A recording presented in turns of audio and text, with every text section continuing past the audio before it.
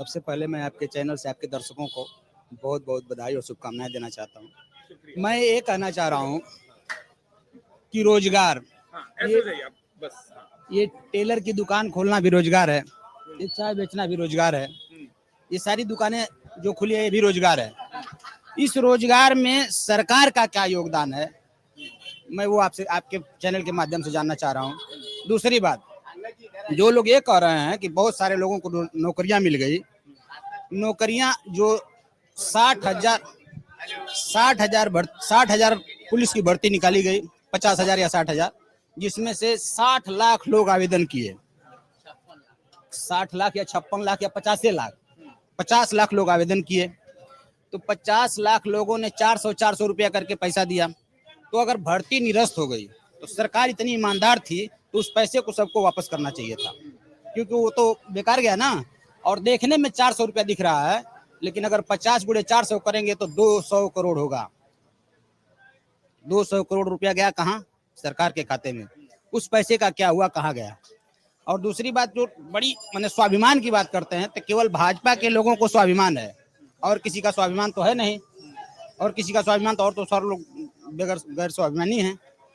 और दूसरा सवाल है कि रोजगार केवल अगर ये मान रहे हैं कि, जैसे मैं एक बार पहले भी आपसे कहा हूँ, पुनः कह दे रहा हूँ कि अगर दुकान चलाना भी रोजगार है तो रोजगार तो है, लेकिन उसमें सरकार का क्या योगदान है, मैं ये जानना चाहता हूँ।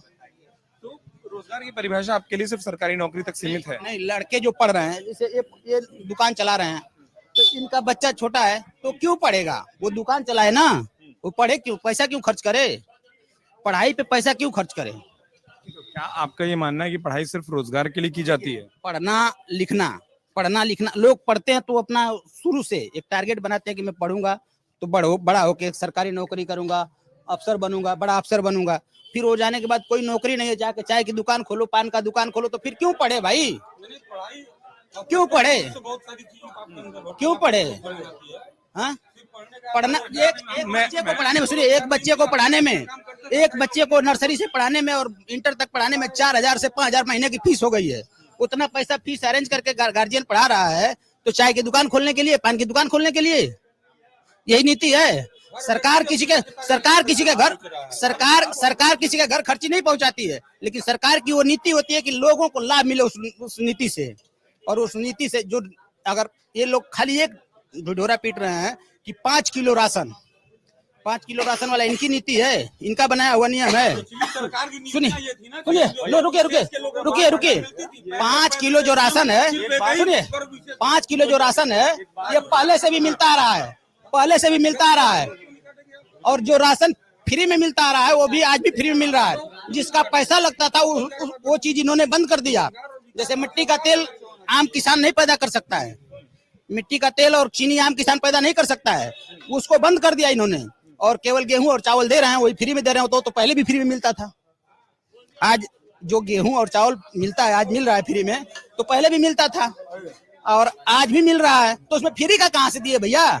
और एक बात आते हैं, थोड़ा सा पीछे हो जाइए, आता है बात गैस सिलेंडर की। गैस सिलेंडर का मैं आपको बता रहा हूँ सिस्टम। सारे शहरों में पाइपलाइन हो गई, तो पाइपलाइन होने के वजह से सारा सिलेंडर खाली हो गया। तो उसको स्क्रैप में भेजने से अच्छा हुआ कि पब्लिक में फ्री में बांट दो। 400 का सिलेंडर 1200 में भराएंगे, 800 रुपया एक सिलेंडर पे मिलेगा फायदा हमको। एक बार में 800 रुपया फायदा मिलेगा। वो स्क्रैप में जाएगा तो 100-200 में जाएगा। तो ये भी एक नीति है कि गरीबों में बांट दो, गरीब है खुशी लेगा। लेकिन कह रहे हैं ये नीति तो मुझे किसी भी पार्टी के मैनिफेस्टो में नहीं दिखाई दे रही। कौन सी?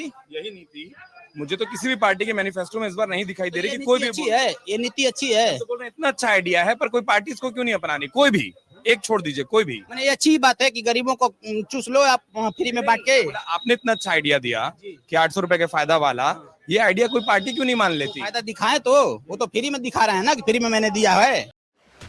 एग्जिट पोल 2024 1 जून शाम 6 बजे से, लोकसभा चुनाव के नतीजे 4 जून सुबह 7 बजे से। देखिए चुनाव नतीजों से जुड़ी हर खबर सबसे पहले, सबसे सटीक, केवल अमर उजाला पर, amarujala.com।